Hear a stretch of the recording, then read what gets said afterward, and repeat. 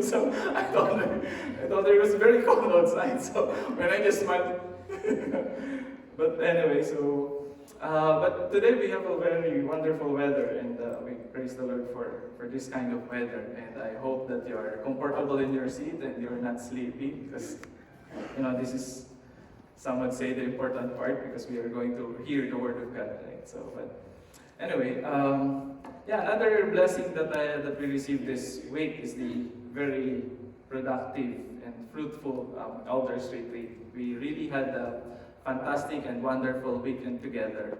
This retreat, we enjoyed our, especially the conversations. Right? We talked about retirement, life insurance. What will you do when your partner dies before you?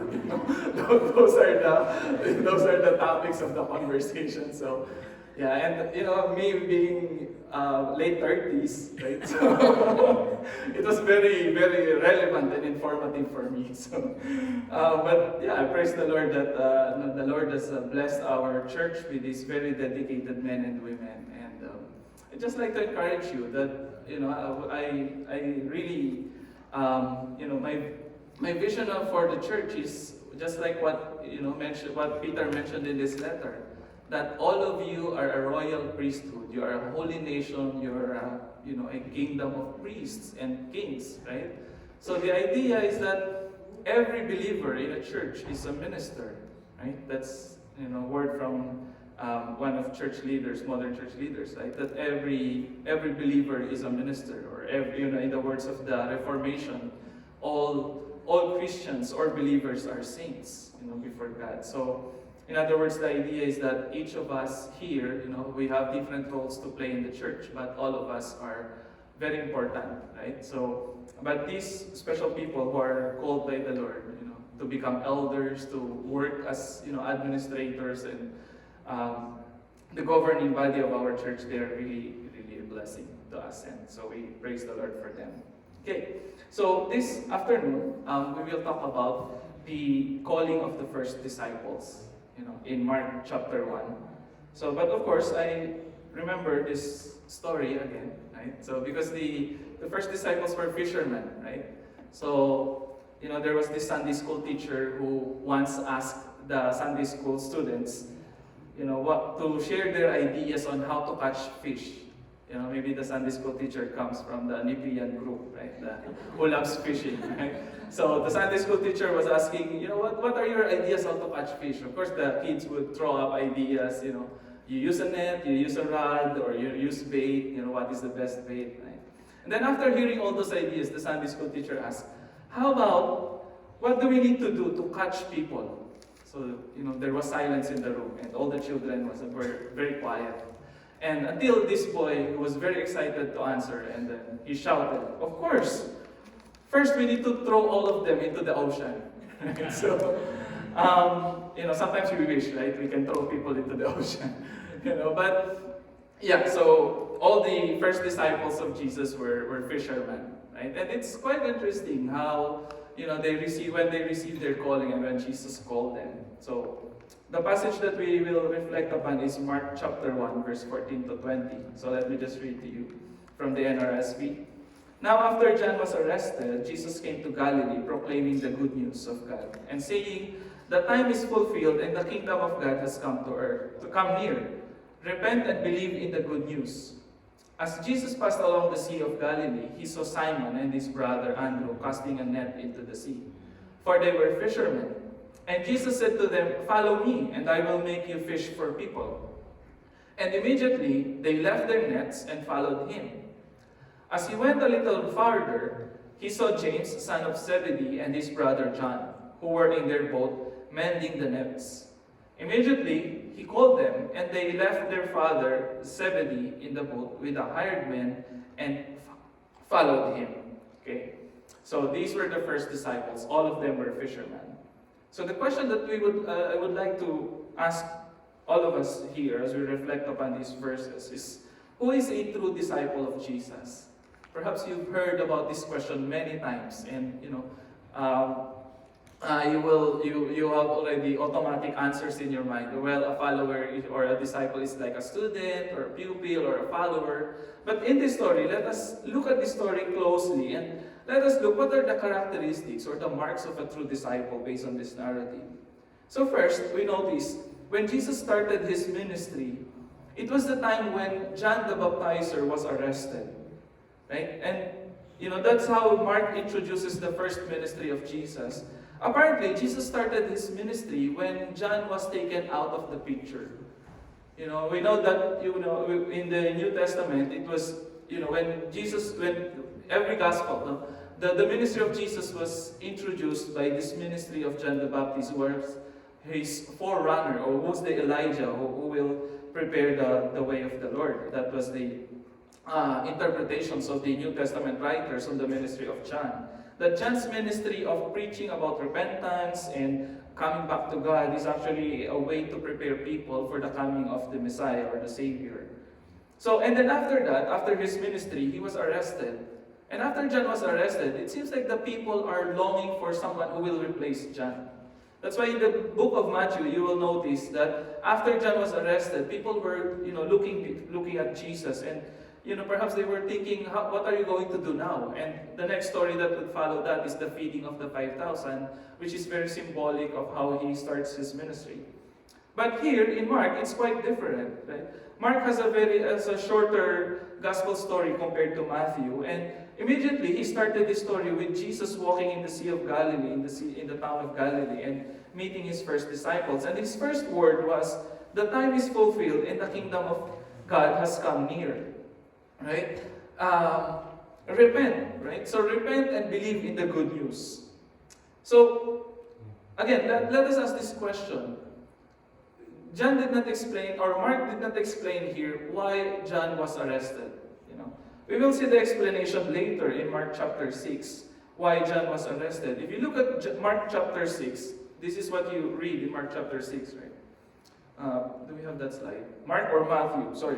Matthew chapter 14. Did I include that? No. Okay, I included that. So Matthew chapter 14. Sorry, I forgot the clicker. But if you look at Matthew chapter 14, it says there that at that time, Herod the ruler heard reports about Jesus.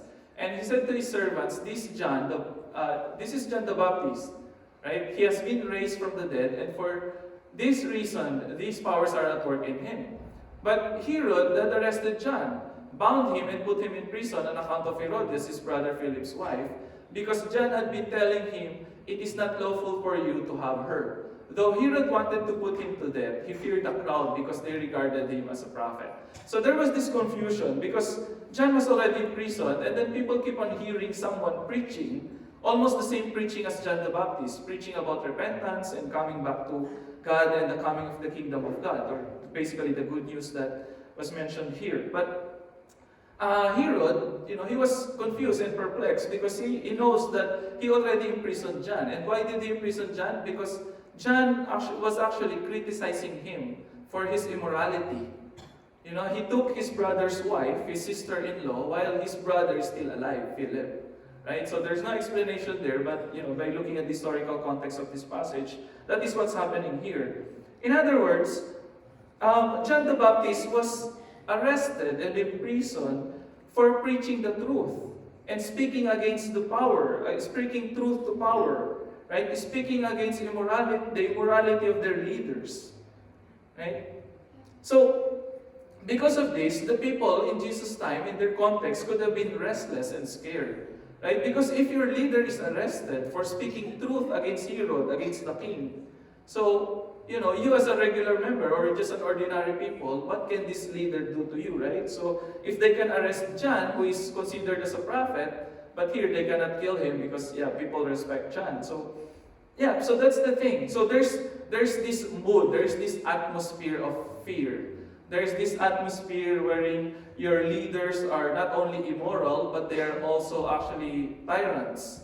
Right? They don't like people criticizing them for their immoral behavior. That's why when you criticize them, they will arrest you, put you in prison, and later on they beheaded John, in fact.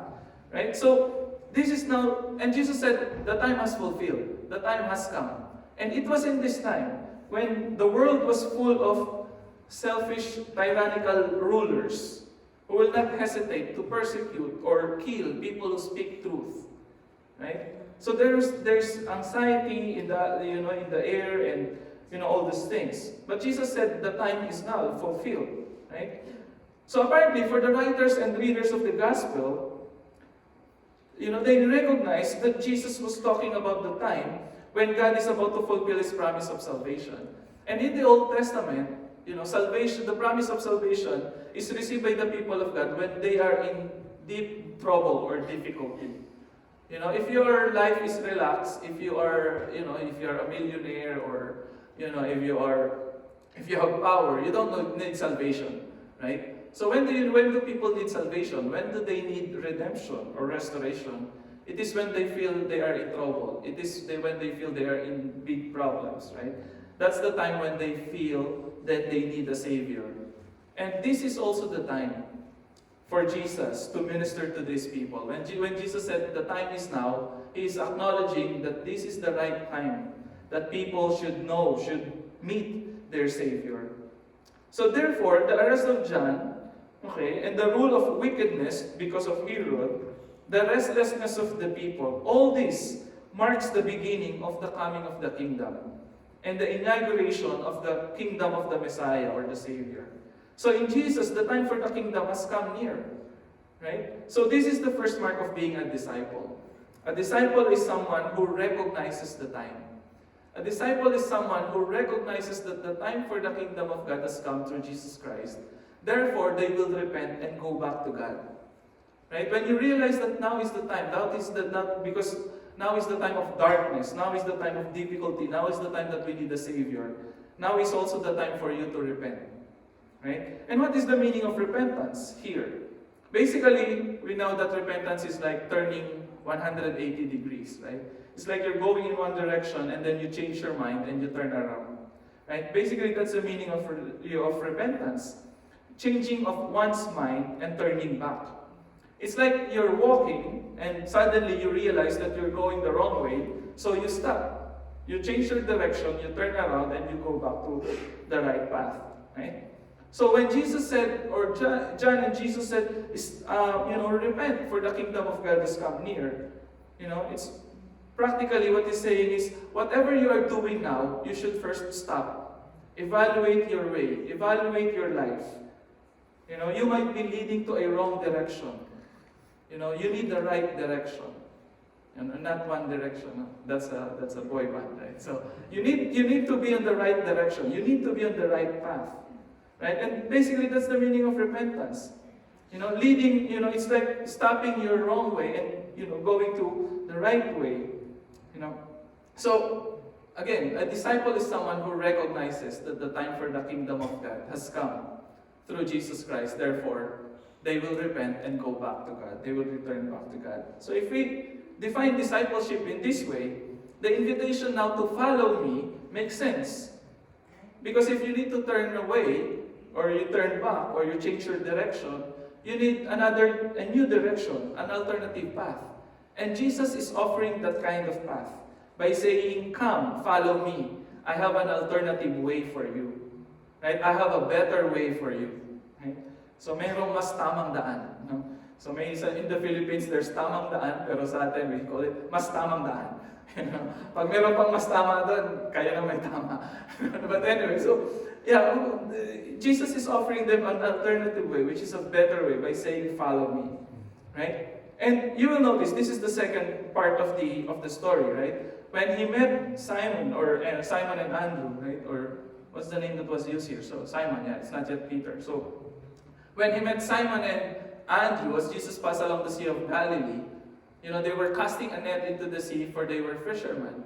So this is very interesting story in Mark, right? It seems, when you imagine someone casting their net into the sea, they are in the, faraway area, right? So they should be, far from the shore, because that's where the fish are.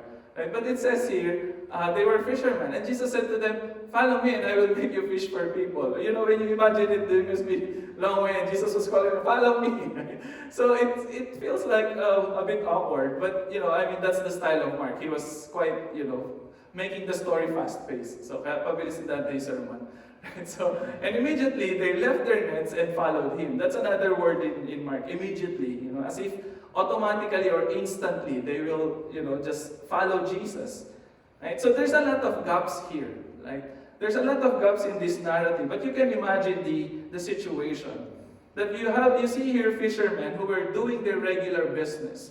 They were casting their nets because they were fishermen, logically, right?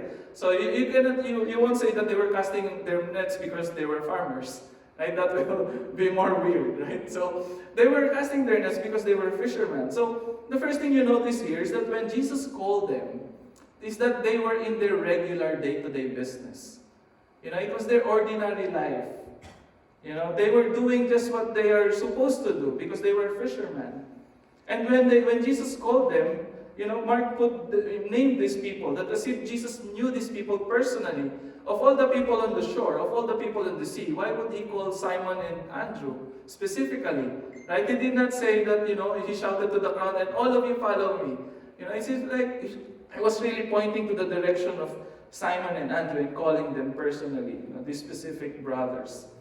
And what did they do? Immediately they left their nets and followed Jesus. If you do that right now, so if you compare that, what is your work, right? Is Jesus calling you to leave your work or leave your business and just follow him, become a monk? Some people did that in the past. You have monasteries and people who will devote their lives there. But it seems like there's a deeper meaning to this story, right? When Jesus called them, they were fishermen, and then Jesus said to them, I will make you fish for people. The change from fishermen to fishers of men seem to be similar, yet also totally different. Right? The principle is the same. You have to catch, you have to, lure in people instead of fish. Right? But again, I think that the idea here is that when God calls people, when Jesus calls people into ministry, He's not calling you to ask you to do things that you don't know how to do. Right? When He calls you to do something that is in line with your expertise, that is in line with your day-to-day routine, that is in line with your ordinary life. Right? And another thing we can see here is that when Jesus called these people, He said, I will make you fishers of people. These are their skills. These are their talents and abilities. In other words, following Jesus requires people to use their talents, and use it for the ministry or for serving God. This does not mean that everybody has to leave their work. This doesn't mean that everybody has to, forget about their full-time job and become full-time missionaries and become pastors, no? Because if all of you will become pastors, mawalan ako ng work. I might lose my job. Maybe some of you are better than doing my job, right? So, but that's not the point here. That's not the point that all of people should be missionaries. But the point is, whatever you are doing right now, God can use that, for His ministry. These are fishermen, and they were called to fish for people. Maybe you are an accountant, and God is calling you to become an accountant in the church. Or, you use your skills. You use your skills in whatever capacity that you can to serve the Lord in His kingdom, in His church, right? So, this is the second characteristic of these disciples. These are people, a disciple of Jesus is someone who received a personal calling from Jesus to use their talents and abilities for the kingdom. Right? So, perhaps, all of you here are in this church. All of you can, hear the music. You can hear the word being preached. And I don't know, the Holy Spirit could be speaking to you and telling you that this is a place for you. This could be your home. This is the place where you can use your talents, your gifts, in whatever way that you can. So if you are, I'd like to encourage you, and I think that is the key to the church, right? That everybody doing their part for the growth of the church. Just like in the family, right? If you are living in a house and you are not sharing your income or your salary, right? Gagalit yung parents, your parents would be mad. But, just like in the family, the success and the growth of the family depends on every part working together, using their gifts, using their talents, right? For the building up of the kingdom. And that is also the idea here. These fishermen, they have skills of catching. They have skills of, being connected to the ordinary life of the people. So they are they could be very effective in reaching out to people because they live there. People know them, right? So the third part of this story is when Jesus saw the brothers John and James. And also the same, Jesus called them in verses 19 to 20. As he went a little farther, he saw James, the son of Zebedee, and his brother John, who were in their boat mending the nets. Immediately he called them, and they left their father Zebedee in the boat with the hired men and followed him. So this is the third part of this story. Simon and Andrew left their nets. James and John left their father, their boat, and the hired men. So it leveled up, right? So from nets to father, meaning family, boats, and hired men, meaning it's the entire business, it's the entire enterprise.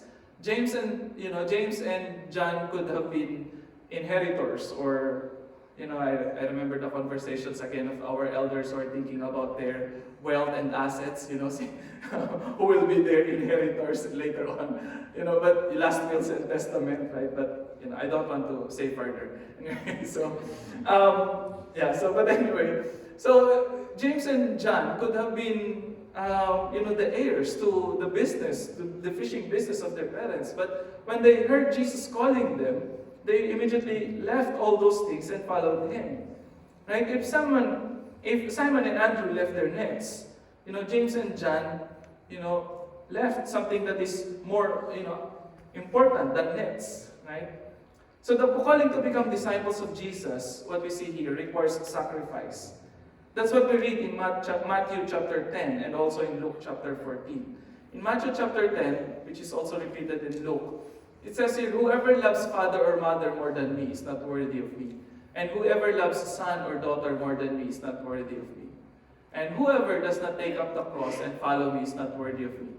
Those who find their life will lose it, and those who lose their life for my sake will find it." Very puzzling. It's like a riddle. Like, if you love your family more than me, you're not worthy of me. If you find your life, you will lose it, right? But if you lose your life, you will find it. Very wise sayings, right? It really makes the reader think, what does Jesus mean by all this? He's telling us, this is quite ironic and very puzzling, right? So, apparently, following Jesus requires letting go. Just like the song of Elsa, Let It Go, right? So it requires letting go, relinquishing all these things that hinder us from focusing on Christ alone. Families, job, careers, profession, these can be idols, right? What is the important commandment in the Bible? Love God, first love God and then love your neighbor, right? But loving God requires being loyal, being committed to Him. That's why in the Old Testament, the rule against idolatry is very important. Because when you make an idol, it means like you devote your time there. You worship that idol, you worship that object, and because of that, you forget about the will of God. You forget about the rule of God and His word. So when you forget about God, your life becomes devoted to this idol, and you live in accordance to this idol. This idol becomes now your boss, or becomes now the one that governs your life, right? So objects such as material things, money, wealth, career, power, etc., can be idols too, and even families can be idols too, right? So sometimes we are so devoted and obsessed with a person, or even with a loved one, that we tend to forget to take care of our relationship with God, right? And when we do that, our lives becomes miserable because of that, because of focusing our loyalty to an idol rather than to the true God. So when Jesus calls people to follow Him, He's challenging them that discipleship has a cost, and the cost of discipleship is to give up all the idols in our lives. Letting go of one's family and career is a very difficult choice, of course. But it's not always the case. Sometimes we need to choose between what is personally important for us and what is more important, which is to follow the will of God. Right? But the thing is, when you read the Bible, This rule about giving up life and surrendering everything to God, even your loved ones and your family, it's not absolute. Look at Mark chapter 10, verse 25 to 30. It is easier for a camel, so it's this discussion about this rich man who would like to follow Jesus, but he doesn't want to give up his property or his wealth. And so Jesus said it is easier for a camel to go through the eye of a needle than for someone who is rich to enter the kingdom of God. So if the rich cannot enter the kingdom of God, the disciples were greatly astounded and said to one another, then who can be saved? If the rich and the powerful cannot save themselves, how can we save ourselves? Because we are poor, right? And that is also the question in the time of Martin Luther. So, the Roman Catholic Church is requiring people to pay for the forgiveness of their sins. So, the peasants who doesn't have the means to pay the church, so they are so troubled and anxious that they cannot save because they are poor, right? So that is also the question of the disciples.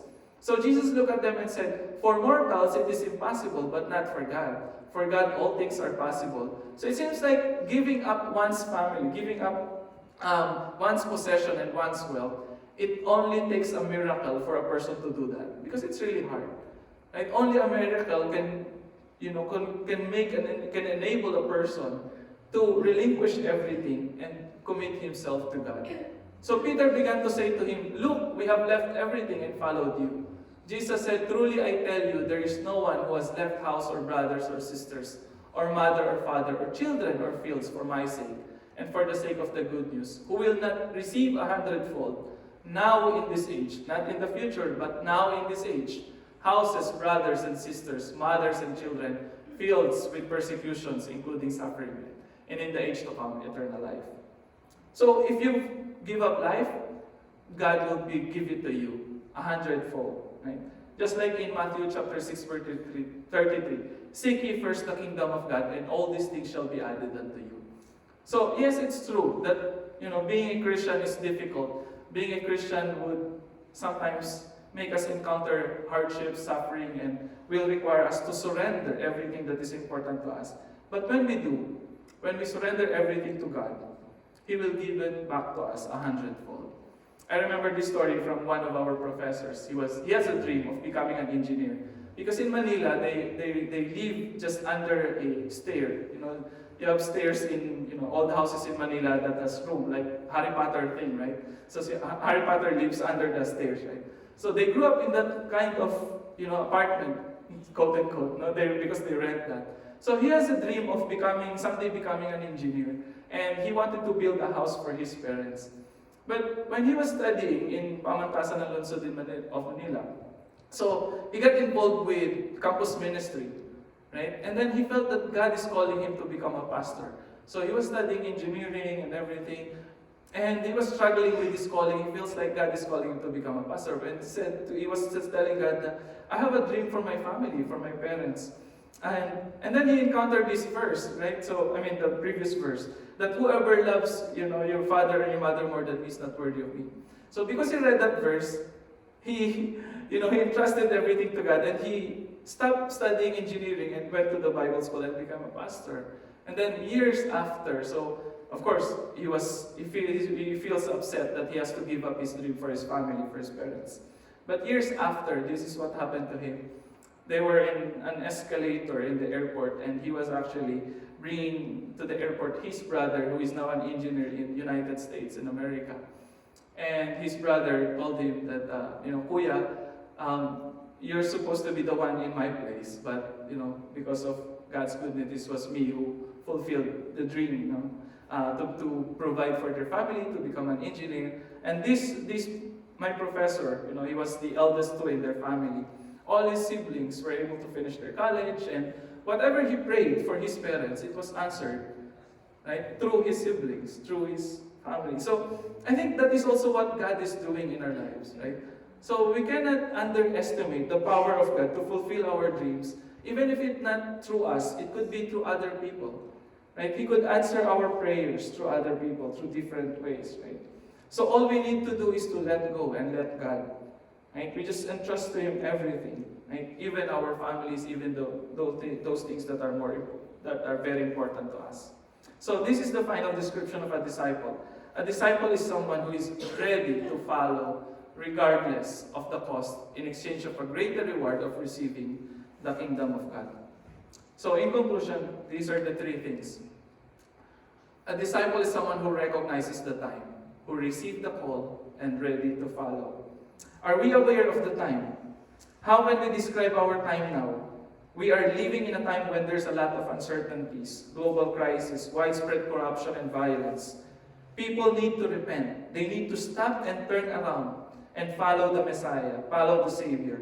We need to hear Jesus calling us to follow Him. And when we do, when we hear the calling of Jesus, what is our response? Jesus is calling us, each one of us here, from our workplaces, from our homes, from our day-to-day routines. Can we hear His voice talking to us in quietness and even in the busyness, telling us that we should use whatever we have for the kingdom? And last question, what are the things that Jesus is calling us to give up in order to become His disciples so that we can experience the kingdom of God? Again, Matthew 6:33, seek ye first the kingdom of God, and all these things shall be added to you. God bless us. I call on now the